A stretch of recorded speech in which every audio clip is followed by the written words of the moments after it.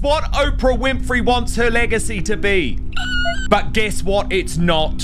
What? It's not, Mrs. O. Ooh. Because you were snookered by the biggest liars in history.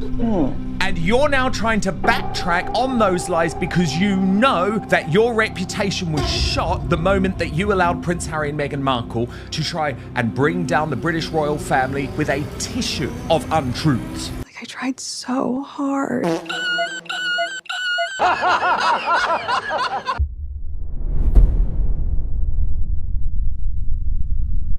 First, she reveals the interview. She hit back at suggestions that the couple didn't know what they were going to be asked. She then admitted that she had told Prince Harry and Meghan that this was all about a win-win. This is gonna be good for you guys, and it's gonna be good for me. So they sat down to film for the 3.5 hours, and Oprah thought that her career legacy was set. Instead, as we'll soon see, she's now desperately trying to explain why she encouraged Meghan Markle's lies rather than challenged them. Everyone remembers that interview as a brave princess pouring her heart out to a trusted friend.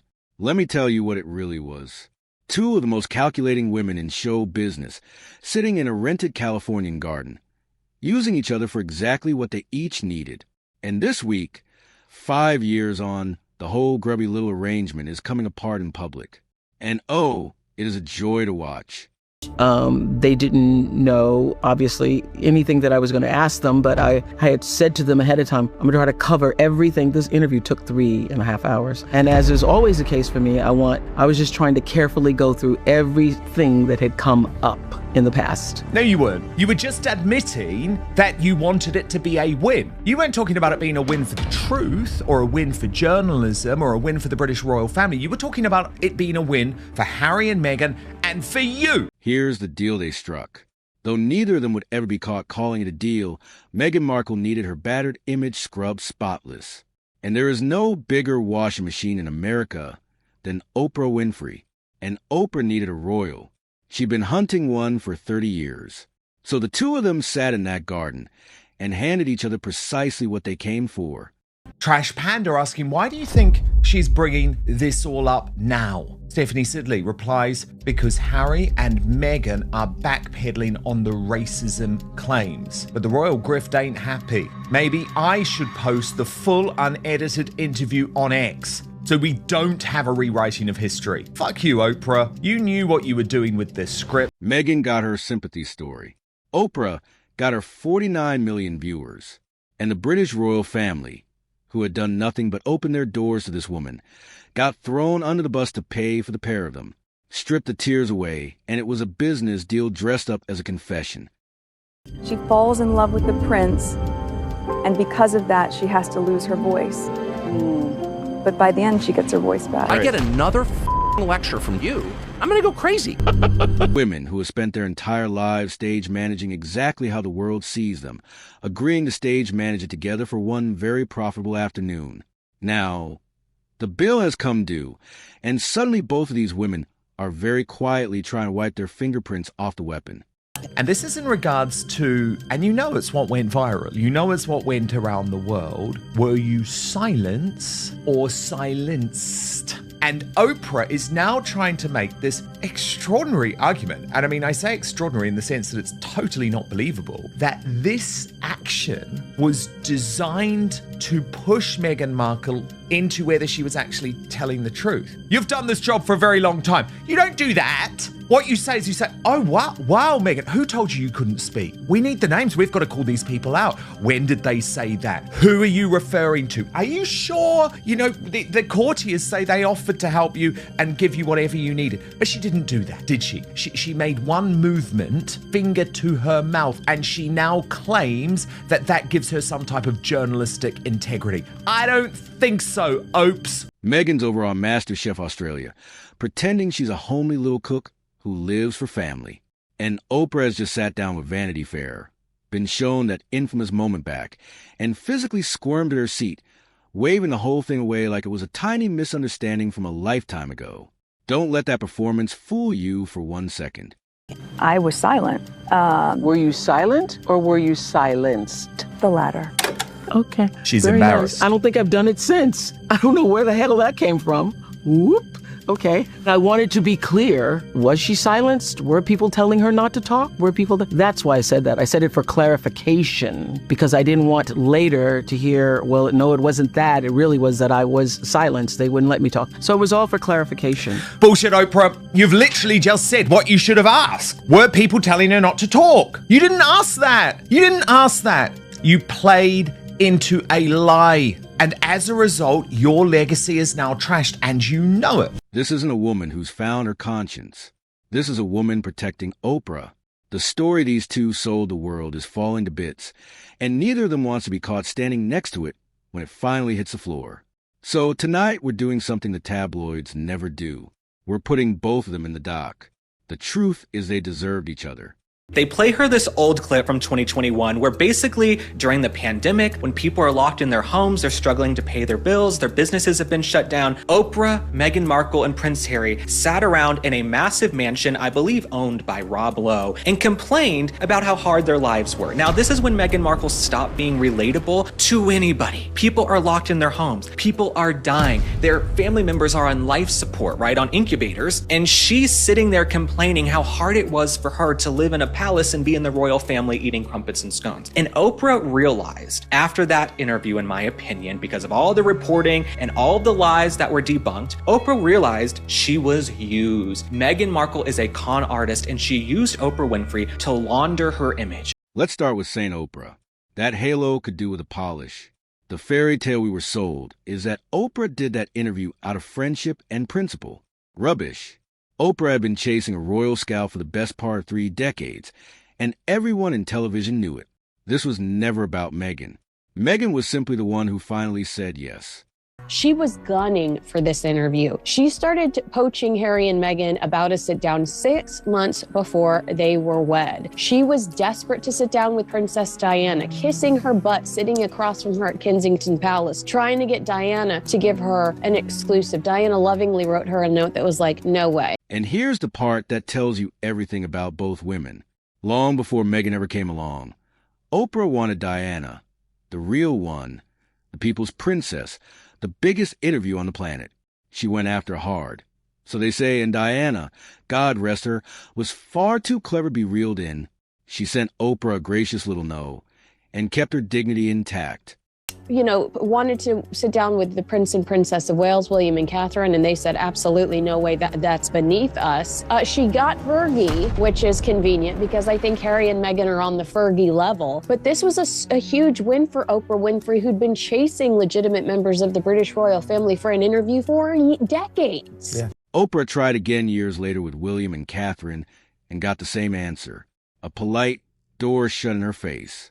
The genuine royals could smell the circus coming a mile off, and that right there's the tell. The real royals, the ones with actual class, took one look at Oprah Winfrey and said, no thank you. They didn't need her, and they weren't about to hand over 1,000 years of dignity to be picked apart on daytime telly for her ratings.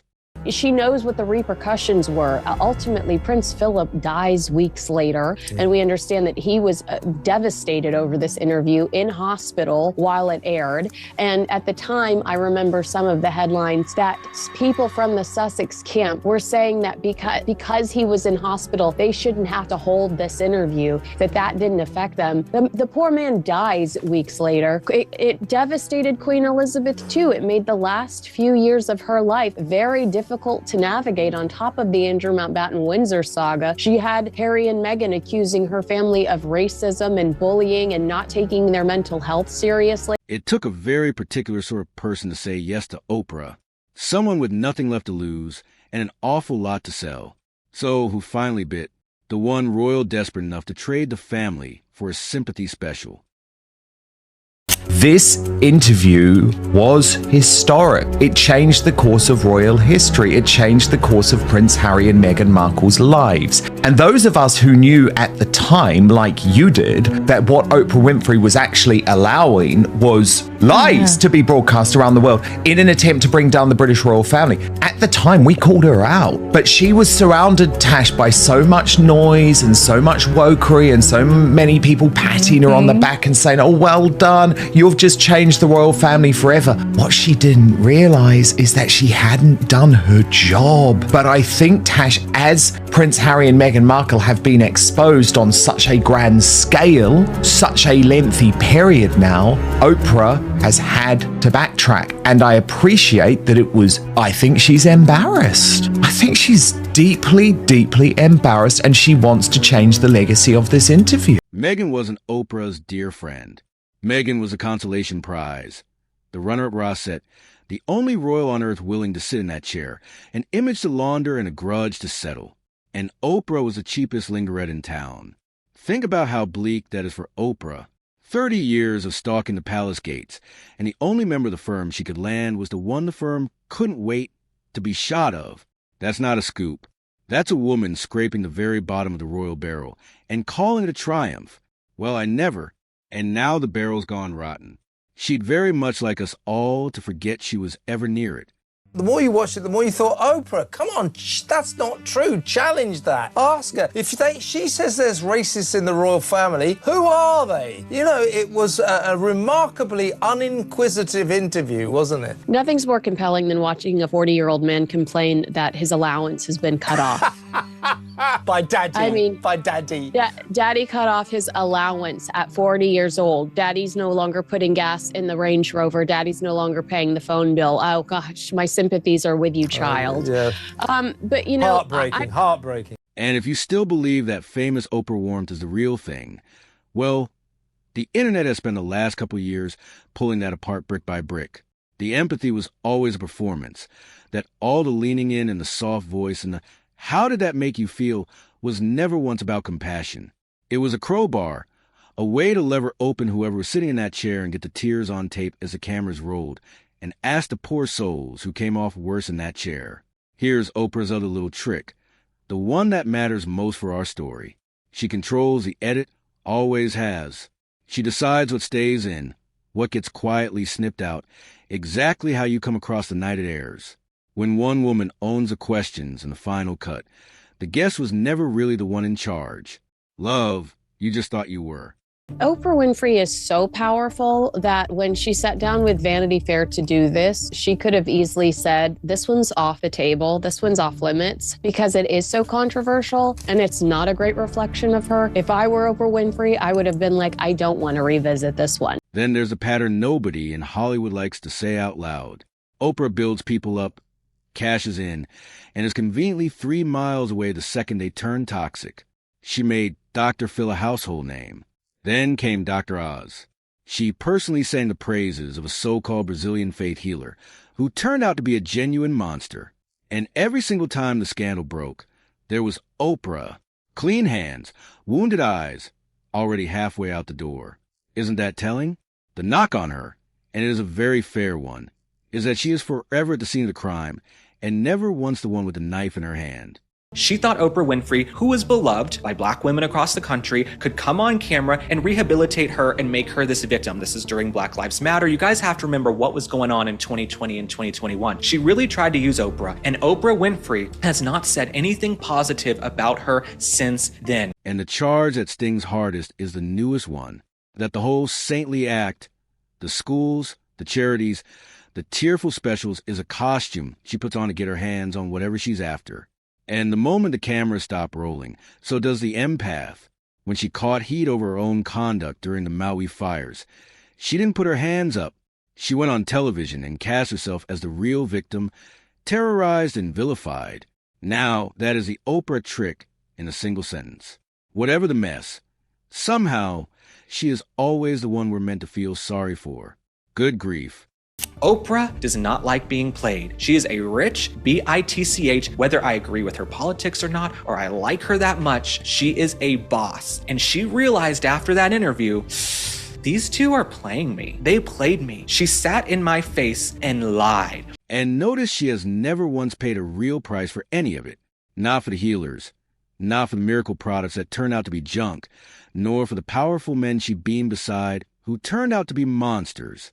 Every scandal that would have sunk a normal person just slides off Oprah and lands on somebody else. She doesn't merely appear on the show. For 50 years, she has owned the show, the questions, the edit, and the ending when you're the one working the scissors. You are never the one who gets cut. Even the giveaways weren't what they looked like. That famous, you get a car moment the whole world coos over. The audience got landed with the tax bill on those cars, and plenty couldn't pay it. That's Oprah in one line. The grand, generous gesture on camera, and somebody else quietly footing the bill once the lights go down. So when you watch her squirm away from Meghan now, don't mistake it for decency. This is simply Oprah doing what Oprah has done her whole career, editing herself out of the disaster before it splashes up her shoes. I realized how successful she'd been. Here was a woman who was nothing. I mean, born, broken family, the whole thing, unknown actress, all the rest of it, becomes a global star, which is what she wanted. When she was about 9 or 10, she said to her father, I want to be famous, I want to walk down the red carpet. And she has now done that. And she's calculated that she could be a great success. And by marrying Harry... Right, enough about Oprah. As bad as she is at least clever. Meghan hasn't even got that going for her. The read on Meghan that's everywhere online at the minute is that there simply is no fixed person there at all. She's a chameleon. When she dated a chef, out of nowhere, she was a passionate foodie. When she landed Harry, suddenly out came the wardrobe and the perfume that had half the world whispering. She was styling herself on a woman I will only ever speak with respect, his late mother. She had one amazing ability, which was to find a man who needed her. Oh. And she played him brilliantly. The actress was sensational. Whoever is standing in the room, that is who Meghan decided to become. The cruel line doing the rounds is that there's no real self in there to betray, for there was never one there to begin with. And it never stops at the wardrobe. The real knock on Meghan is that she doesn't deal in truth. She deals in narrative. There's always a tale being spun. Always a version where she is the wounded heroine, and somebody else is cast as the villain. One week it's a palace aide. The next is the Princess of Wales herself. The one Meghan was perfectly happy to let the world believe had reduced her to tears, right up until it quietly emerged. It may well have been the other way around. It's horrible what Meghan has done. And I just feel really sad for the monarchy at times, because I know that's what Meghan has in her sight, to do things to people like Catherine, things that came out in that book, about calling them racist. Like, she takes the most egregious thing you can say about a person. She collects useful people, wrings them dry, and climbs to the next rung. Now set that against what's on your telly this very weekend. There she is on MasterChef Australia, having flown to the literal opposite side of the planet, unable to get herself booked on a cooking show in America, and unable to get one in Britain either. And she's drifting around that kitchen telling everyone that food is her love language, that cooking is how she connects with her nearest and dearest. Come off it. Meghan seems like she could be on the Sarah Ferguson path. She always looks good. She always survives. You never see a moment of weakness in public. I mean, Meghan is a consummate survival actress. And the entire internet said the same thing at the same moment. What nearest and dearest? This is a woman whose own father watched her wedding on the telly like the rest of U.S., whose half-sister she's fought in open court, whose mom was reportedly left sitting almost alone in that chapel. And the wicked joke during the rounds is that the rest of the family apparently weren't quite camera ready. One of the most shared lines all week was some poor soul swearing that they'd come downstairs as a child to find their mom had built a giant rainbow fruit platter. They have assumed a death in the family. You couldn't make it up. What mother or father in the name of sweet Jesus has enough time to create a fruit plate at 6 o'clock on a Monday morning when there's toast throwing around the room? And her kitchen was just sterile and awful, and I hate her. I'm so sorry, I really do. It's the biggest piece of dog shit. That is the reaction her cooking gets now. And this soft, nurturing cook from a heart routine. Ask the people who really work for her. The palace staff, who by multiple accounts found her so impossible that formal complaints were reportedly made. Aides said to have been left in tears. The warmth only ever seems to face the camera. Turn around and the stories are of something a great deal colder. And the branding never stops, does it? everything she touches turns to shit. And I think every sort of creative person behind her or deep pocket behind her knows it's an extraordinary risk. She's too toxic to touch. The beautiful local Australian honey. And naturally, there's a beekeeper photo shoot in the archive. The edible flower sprinkles from her has ever range. The ones people swear they bought couldn't get the lid off and reckon tasted of wet paper. Honestly. And here's my favorite bit of hypocrisy. 3 months ago, her team was reportedly furious when a judge dared to call her royalty. Now, the whole challenge is built around a dish, and I'm quoting the show, fit for a duchess. $2,000 for the word royalty in April. Ging duchess of the ratings in July. How convenient. The sheer audacity. You cannot wear the tiara and the apron at the same time. Darling, pick one. Journalistic integrity was absolutely shot to shit. It's the best way I can explain it. It was shocking. Even that bit, were you silent or were you silenced? For Meghan to say the latter, who silenced you? How did they silence you? Are you saying the royal family got an NDA? Did they threaten you? How could they stop you speaking? Because I tell you what, you didn't stop speaking the entire time you were in the royal family, so how is it they now managed to silence you? And this is a delicious part.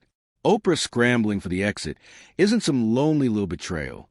She's simply the most famous name in a very long queue of people backing away from Meghan Markle as fast as their legs will carry them.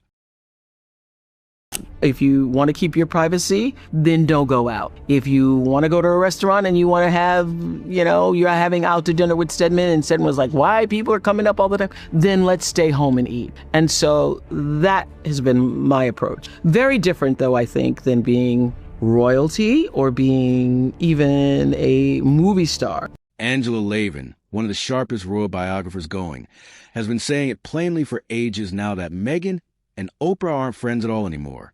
And Lean even claims Meghan got booed, properly booed, at an event in Montecito. Booed in the glossy little town. She moved precisely for the A-list neighbors. And now the story doing the rounds is those neighbors crossed the road to avoid her. But she's an incredibly unpleasant woman. The children don't need anything. They're little kids. They don't even know who their grandfather is, or either grandfathers, actually. And they don't need how to be royal people. So let's leave it. Let them have their own lives. And can you blame them? Look at the wreckage. That Netflix show with Love, Meghan, the one Netflix quietly binned. It crawled in at number 383 on Netflix's own chart. Reruns of her old lawyer drama beat it. And the festive special opened on a flat 0%. Not low, 0. Just because you marry a prince doesn't mean you can become a lifestyle guru. She really thought in a way she could just sort of, rock up and become the new Martha Stewart. And the problem is she's inauthentic and people have to like you to want to go into your TV kitchen or your mate's kitchen or whatever it is. Then somehow the thing scrapes a Daytime Emmy nomination, and even Megyn Kelly couldn't keep a straight face. A 38% show up for a golden statue in a category with 5 names in it. You can see why the whisper became, you can just buy one. Funny that it's not only the telly either. Trick that people do with pineapple, instead of just cutting it to make the perfect little bite, you follow the wedge. When nature has given you all the cues on how to have a perfect taste of something. Oh, how fun is that? I love it. I like working hard. This woman is being paid millions of dollars to show how to cut into a pineapple. Harry gambled on that enormous court case against the Mail's publisher, and the judge chucked out all 97 of his complaints. He called a whitewash and then laid into the judge himself, which went down about as well as you'd imagine. Even a former Justice Secretary said out loud that going after a high court judge like that was, and I'm quoting him, over the top and unacceptable.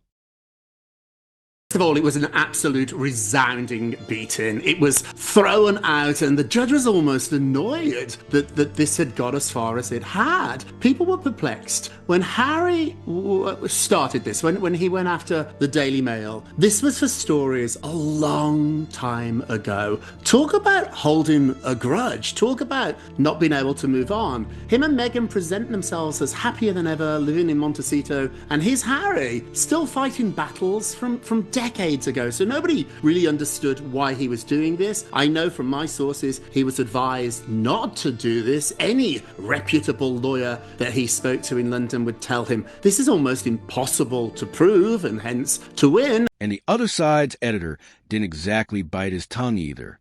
Even old friends have slammed the wallet shut. When Harry came knocking about a funding shortfall, the word out of the south of France was blunt. I'm not an ATM. Netflix has wound down her as ever brand deal. Her approval numbers are scraping the floor at somewhere near 20%, the lowest of her life. And a petition telling the couple, "We don't want you here," sailed past 45,000 names. When the numbers look like that, the rats don't wait for the ship to sink. They die. Oprah simply dived first and in the best frock. So, let's bring it home. Here's the truth. Nobody dressed it up as at the time that 2021 interview was never journalism, and it was never friendship. It was a transaction between two women who used people for a living, and who for one afternoon found each other useful. Meghan used Oprah's good name to sell herself as a victim. Oprah used Meghan's title to bag the royal interview. The real royals were far too sensible to ever give her. Thick as thieves right up until the money ran out. And now look at them. Meghan has lost the palace, lost the press, lost the neighbors, lost the ratings. And this week she's getting fruit platters on the other side of the world. And Oprah, as ever, is calmly editing herself out of the picture before the stain reaches her, exactly as she's done with every mess she's ever been near. You want to know who really comes out of this whole sorry saga with their dignity? The people these two spent years running down. Diana, who was clever enough to send Oprah packing all those years ago. A late queen who bore every bit of it in silence and never once hit back. A family that took the blows, kept calm, and simply carried on doing the job. They didn't need a rented garden and a sympathetic host. They got on with it. No leaks, no Netflix crew, no borrowed mansion, just duty. Quietly done as these two turned private pain into a product and sold it by the episode. Meghan staked everything on being the victim and hired the most powerful woman in television to sell it. And here's the poetry of the thing. That same woman has now looked back at the whole performance and can barely stand to be in the same sentence as it. There's no honor among these two. There never was. The only genuinely honest thing about that famous interview is that in the end, two women who used absolutely everybody finally went and used each other. Make of that what you will. And they both got exactly what they deserved. So, tell me where you land on this one. Who used who worse, Meghan or Oprah? Or are they two of a kind? And honestly, you wouldn't trust either of them to mind your handbag? Drop your verdict in the comments. I read every single one. Hit that like button. It genuinely helps this channel reach more people who care about these stories. And subscribe. There's plenty more coming this week. The next chapter drops in a few days, and we're taking that MasterChef appearance apart line by line the moment it airs. You will not want to miss it, where the smiles are for the cameras and the truth is in what they're all so desperate to take.